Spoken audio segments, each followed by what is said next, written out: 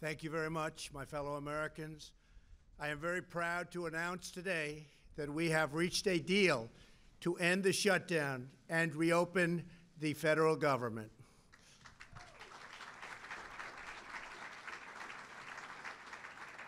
As everyone knows, I have a very powerful alternative, but I didn't want to use it at this time. Hopefully it will be unnecessary. I want to thank all of the incredible federal workers and their amazing families who have shown such extraordinary devotion in the face of this recent hardship. You are fantastic people. You are incredible patriots. Many of you have suffered far greater than anyone but your families would know or understand. And not only did you not complain, but in many cases you encouraged me to keep going because you care so much about our country and about its border security. Again, I thank you. All Americans, I thank you. You are very, very special people. I am so proud that you are citizens of our country. When I say make America great again, it could never be done without you. Great people. In a short while, I will sign a bill to open our government for 3 weeks until February 15th. I will make sure that all employees receive their back pay very quickly or as soon as possible. It'll happen fast. I am asking Senate Majority Leader Mitch McConnell to put this proposal on the floor immediately. After 36 days of spirited debate and dialogue, I have seen and heard from enough Democrats and Republicans that they are willing to put partisanship aside, I think, and put the security of the American people first. I do believe they're going to do that. They have said they are for complete border security, and they have finally and fully acknowledged that having barriers, fencing, or walls, or whatever you want to call it, will be an important part of the solution. A bipartisan conference committee of House and Senate lawmakers and leaders will immediately begin reviewing the requests of our Homeland Security experts, and experts they are, and also law enforcement professionals who have worked with us so closely. We want to thank Border Patrol, ICE, and all law enforcement. Been incredible.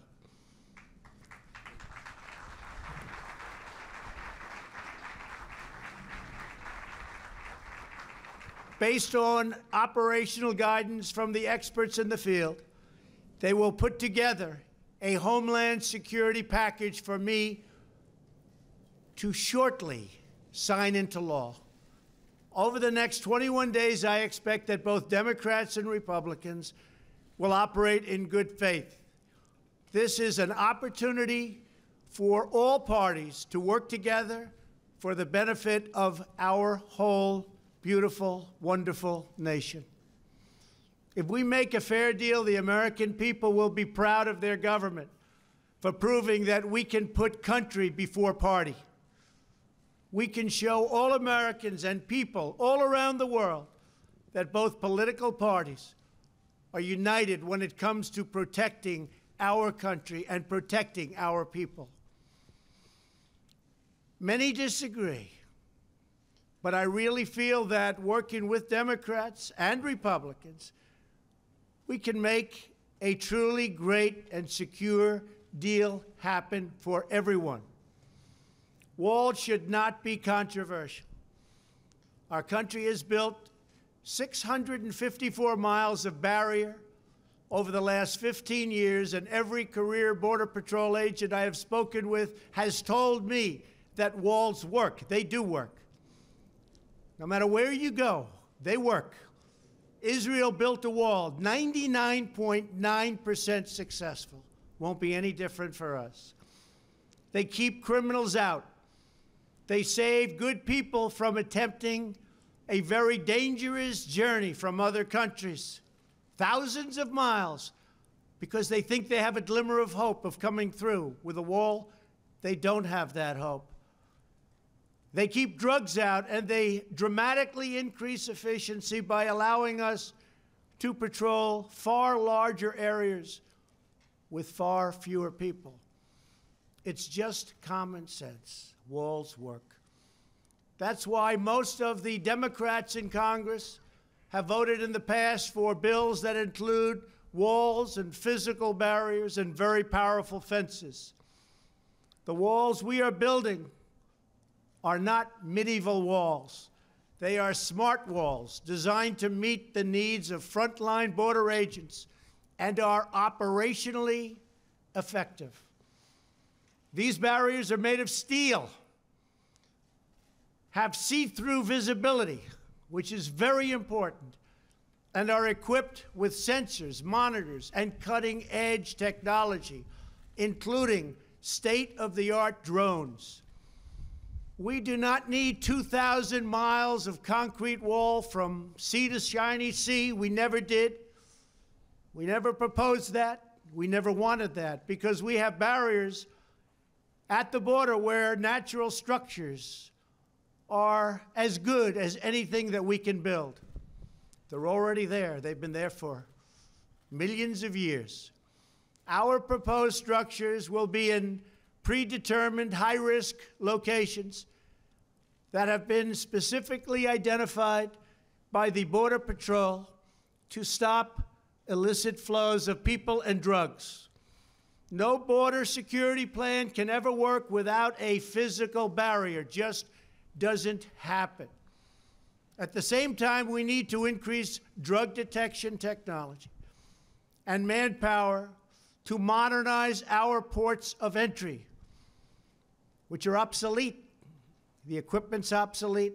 They're old. They're tired. This is something we have all come to agree on and will allow for quicker and safer commerce. These critical investments will improve and facilitate legal trade and travel through our lawful ports of entry. Our plan also includes desperately needed humanitarian assistance for those being exploited and abused by coyotes, smugglers, and the dangerous journey north. The requests we have put before Congress are vital to ending the humanitarian and security crisis on our southern border. Absolutely vital. Will not work without it. This crisis threatens the safety of our country and thousands of American lives. Criminal cartels, narco-terrorists, transnational gangs like MS-13, and human traffickers are brazenly violating U.S. laws and terrorizing innocent communities. Human traffickers. The victims are women and children, maybe to a lesser extent, believe it or not, children.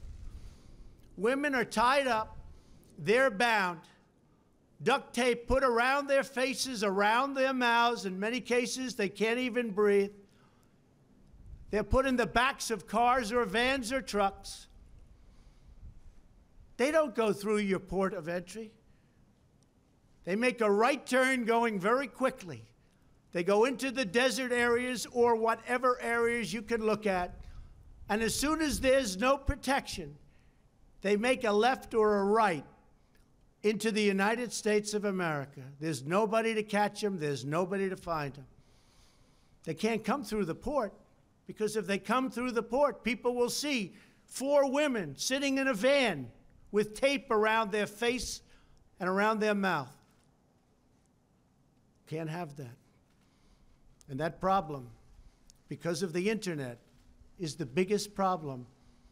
It's never been like this before that you can imagine. It's at the worst level, human trafficking, in the history of the world.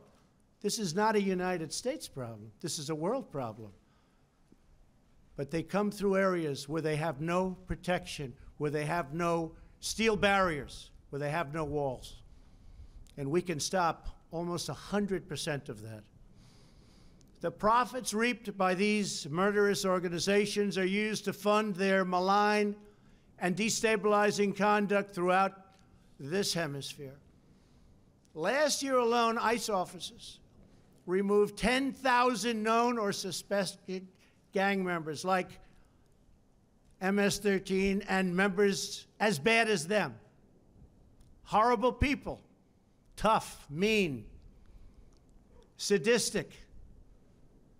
In the last 2 years, ICE officers arrested a total of 266,000 criminal aliens inside of the United States, including those charged or convicted of nearly 100,000 assaults, 30,000 sex crimes, and 4,000 homicides, or as you would call them, violent, vicious killings. Can be stopped. Vast quantities of lethal drugs, including meth, fentanyl, heroin, and cocaine, are smuggled across our southern border and into U.S. schools and communities. Drugs kill much more than 70,000 Americans a year and cost our society in excess of $700 billion. The sheer volume of illegal immigration has overwhelmed federal authorities and stretched our immigration system beyond the breaking point. Nearly 50 migrants a day are being referred for medical assistance. They're very, very sick, making this a health crisis as well. It's a very big health crisis. People have no idea how big it is unless you're there. Our backlog in the immigration courts is now far greater than the 800,000 cases that you've been hearing about over the last couple of years. Think of that, though. 800,000 cases because our laws are obsolete. So obsolete. They're the laughing stock all over the world. Our immigration laws, all over the world, they've been there for a long time, are the laughing stock all over the world. We do not have the necessary space or resources to detain, house, vet, screen, and safely process this tremendous influx of people. In short, we do not have control over who is entering our country, where they come from, who they are, why they are coming. The result for many years is a colossal danger to public safety. We're going to straighten it out. It's not hard. It's easy if given the resources. Last month was the third straight month in a row with 60,000 apprehensions on our southern border. Think of that. We apprehended 60,000 people. That's like a stadium full of people, a big stadium. There are many criminals being apprehended, but vast numbers are coming because our economy is so strong. We have the strongest economy now in the entire world. You see what's happening. We have nowhere left to house them and no way to promptly remove them. We can't get them out because our laws are so obsolete, so antiquated, and so bad. Without new resources from Congress, we will be forced to release these people into communities, something we don't want to do, called catch and release. You catch them. Even if they're criminals, you then release them. And you can't release them from where they came, so they go into our country and end up in places you would least suspect. And we do as little releasing as possible, but they're coming by the hundreds of thousands. I have had zero Democrat lawmakers volunteered to have them released into their districts or states. And I think they know that, and that's what we're going to be discussing over the next 3 weeks. The painful reality is that the tremendous economic and financial burdens of illegal immigration fall on the shoulders of low-income Americans, including millions of wonderful, patriotic, law-abiding immigrants who enrich our nation. As Commander-in-Chief, my highest priority is the defense of our great country. We cannot surrender operational control over the nation's borders to foreign cartels, traffickers, and smugglers. We want future Americans to come to our country legally and through a system based on merit. We need people to come to our country. We have great companies moving back into the United States. And we have the lowest employment and the best employment numbers that we've ever had. There are more people working today in the United States than have ever worked in our country. We need people to come in to help us on the farms and with all of these great companies that are moving back. Finally, they're moving back. People said it couldn't happen. It's happening. And we want them to enjoy the blessings of safety and liberty and the rule of law. We cannot protect and deliver these blessings without a strong and secure border. I believe that crime in this country can go down by a massive percentage if we have great security on our southern border.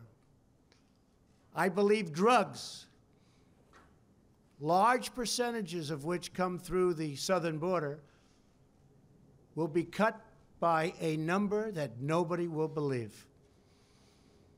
So let me be very clear. We really have no choice but to build a powerful wall or steel barrier.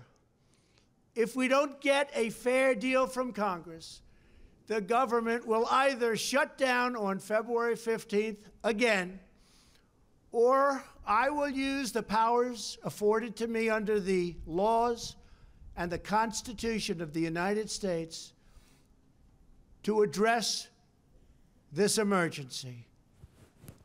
We will have great security. And I want to thank you all very much. Thank you very much.